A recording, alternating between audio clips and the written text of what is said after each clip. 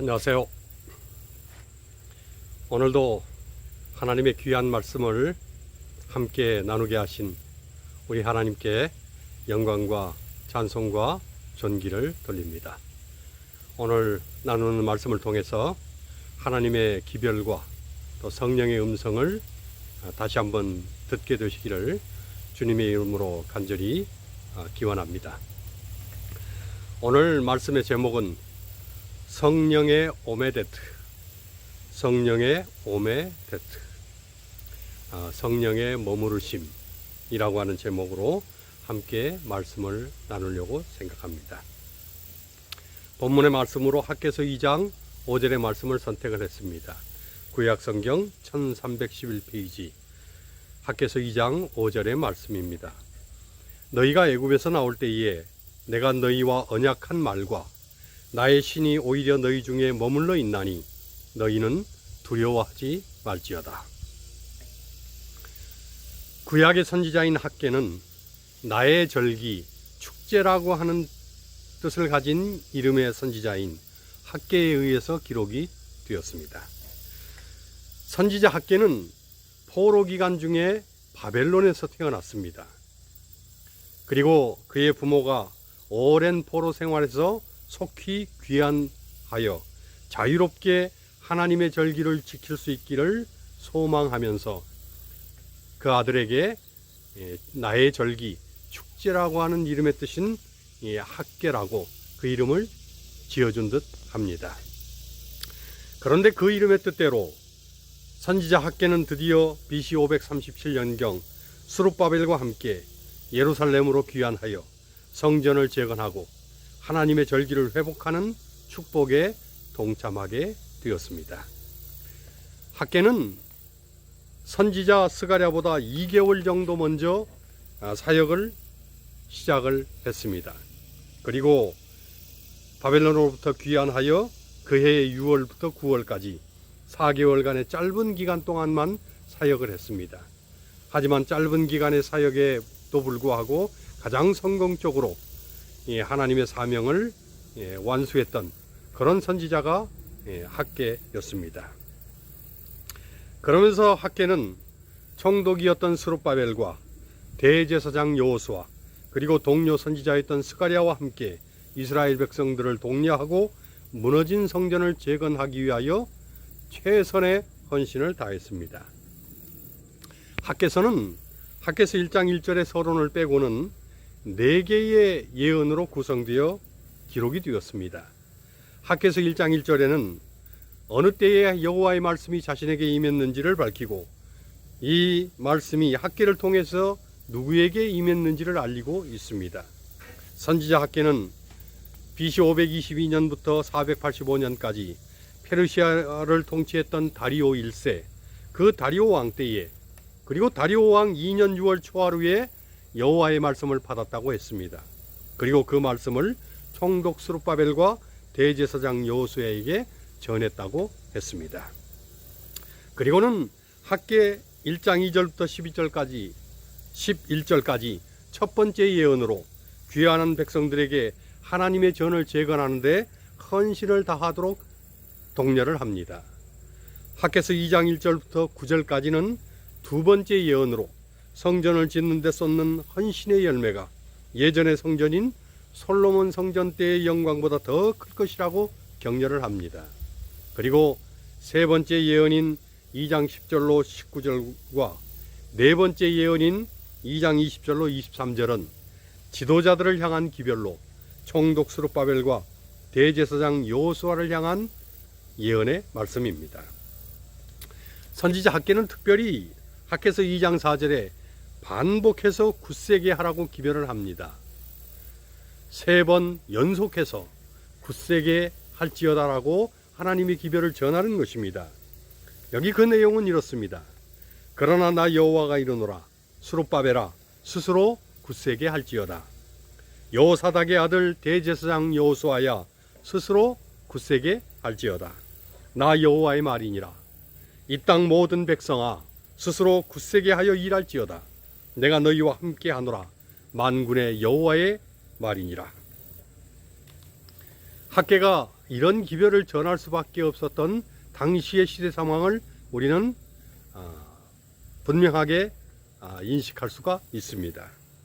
사실 오랜 기간 동안 바벨론의 식민지로서 모든 것이 황폐된 상황이 당시 이스라엘의 모습이었습니다. 더구나 포로 생활로 고국을 떠난 지 오래였던 상태에서 귀환을 했습니다.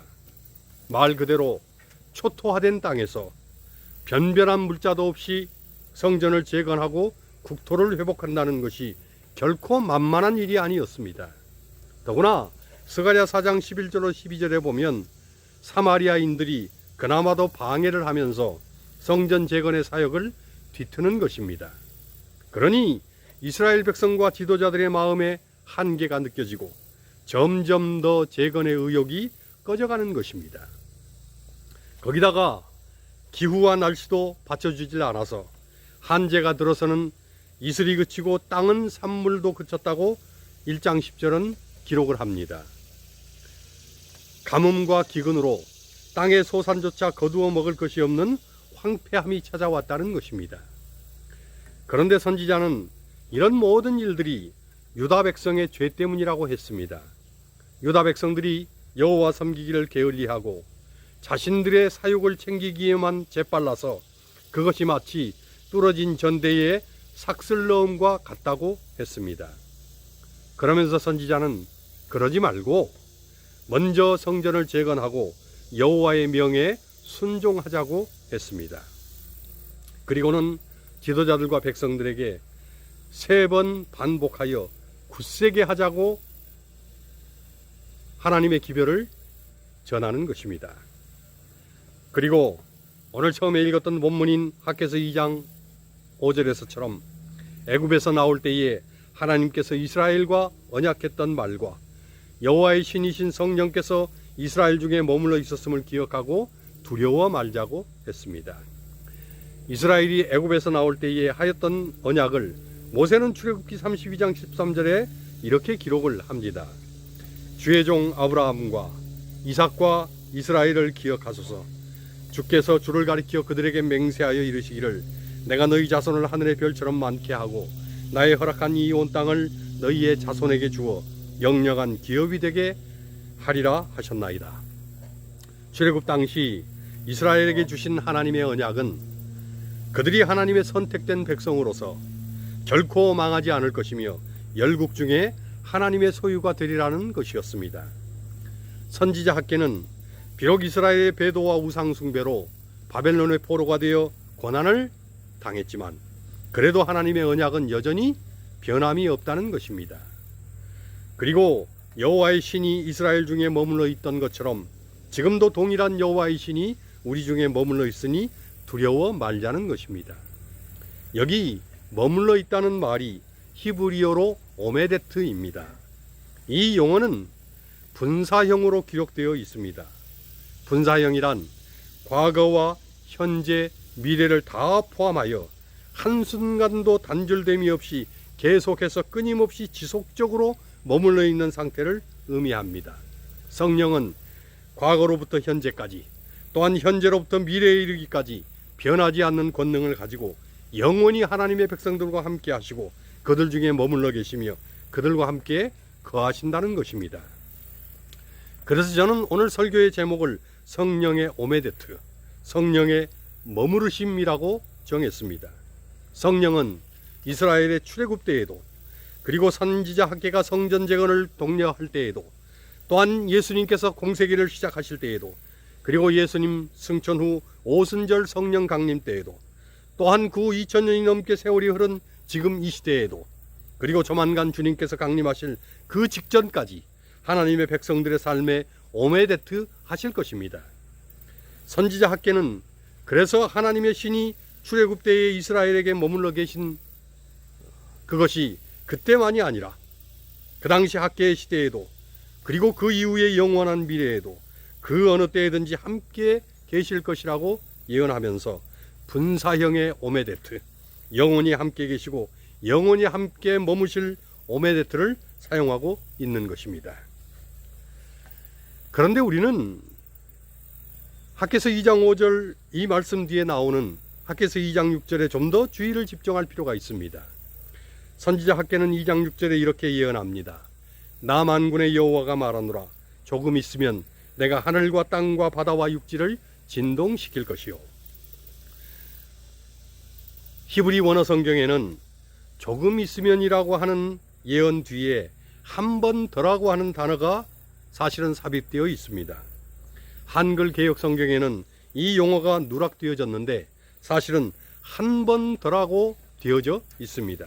그러니 히브리 원어대로라면 나 만군의 여호와가 말하노라. 조금 있으면 한 번 더 내가 하늘과 땅과 바다와 육지를 진동시킬 것이요 라는 그런 말입니다. 그렇다면 과거에 하늘과 땅과 바다와 육지를 진동시킨 적이 있다는 것입니다. 그게 언제인가? 구속사적인 역사의 흐름 속에서 노아의 홍수의 때에, 그리고 출애굽 당시 열재앙과 홍해 사건, 그리고 시내산에서 십계명을 주시기 위하여 하나님께서 강림하셨을 때에, 그리고 만국의 보배이신 예수 그리스도의 출현과 십자가의 죽으심 때에 하늘과 땅과 바다와 육지가 진동을 했습니다. 그런데 한 번 더 그럴 때가 남아있다는 것입니다. 구약 선지자들의 예언은 때로 이중적인 적용을 요할 때가 있다고 전에 말씀을 드렸습니다.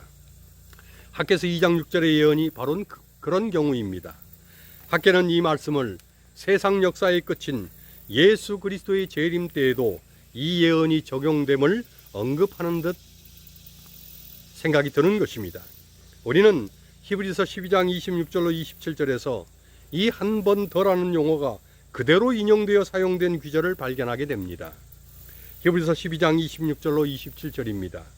그때에는 그 소리가 땅을 진동하였거니와 이제는 약속하여 가라사대 내가 또 한 번 땅만 아니라 하늘도 진동하리라 하셨느니라. 이 또 한 번이라 하심은 진동치 아니하는 것을 영존케 하기 위하여 진동할 것들 곧 만든 것들에 변동될 것을 나타내심이라. 우리는 히브리서를 통해서 한 번 더 하늘과 땅과 바다와 육지가 진동하게 된다는 것이 그리스도의 재림을 나타내고 있다는 사실을 확인하게 됩니다.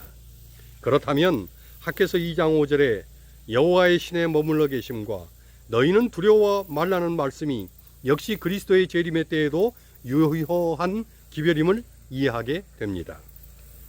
성경 요한계시록 18장 4절은 바벨론에서 나오라고 했습니다. 여기에 바벨론은 영적인 의미의 바벨론, 곧 죄악된 이 세상과 이 세상 끝에 있을 하나님을 대적할 사단 마귀의 세력을 상징합니다. 선지자 학개는 실제로 그 당시 제국 바벨론에서 귀환하여 성전을 재건하려 하면서 출애굽 때의 언약을 기억하자고 했습니다. 그 언약은 하나님의 백성은 결코 망하지 않으며 영원한 하나님의 소유가 된다는 것입니다. 그리고 그 출애굽 시의 언약은 바벨론에서 귀환한 학개 당시의 시대에도 유효한 것이라고 선지자는 강조합니다. 그러면서 동일하게 이 언약은 그리스도의 재림 직전 마지막 때의 하나님의 백성들에게도 유효하다는 것입니다. 그리고 성령께서 마지막 때에도 하나님의 백성 중에 머물러 계시며 끝까지 그리고 변함없이 오메데트 하신다는 것입니다. 그러니 두려워 말라는 것입니다. 어쩌면 우리가 살고 있는 이 세기 말의 시대 상황은 학개 당시의 시대 상황에 비해서 영적으로 훨씬 더 열악한 시대인 듯 여겨집니다. 선지자 학개는 그 당시에 하나님의 성전보다 백성들의 집이 훨씬 더 판벽하다고 했습니다. 지금 우리가 사는 이 시대는 학개 당시보다 사람들의 집이 더 화려하고 판벽해졌습니다. 그런데 선지자 학개의 이 말은 실제로 사는 집도 성전보다 더 화려하고 좋다는 뜻이기도 하지만 그런 뜻보다는 하나님께 드려야 할 믿음과 예배 생활보다 개인의 사생활이 더 중요하게 여김을 받는다는 것입니다. 자신들의 먹고 사는 일에는 아낌없이 돈을 쓰고 사용하면서 정작 하나님의 사역에는 인색하기 그지없는 영적 상황을 얘기하고 있는 것입니다. 그로 인해서 믿는다는 자들의 영적 상태가 황폐화되어 버렸다는 것입니다. 그러니 지금 이때는 다시 우리의 영적 심령의 성전이 재건되어야 한다는 것입니다. 성경 고린도전서 6장 19절로 20절은 이렇게 말씀합니다. 너희 몸은 너희가 하나님께로부터 받은 바 너희 가운데 계신 성령의 전인 줄 알지 못하느뇨.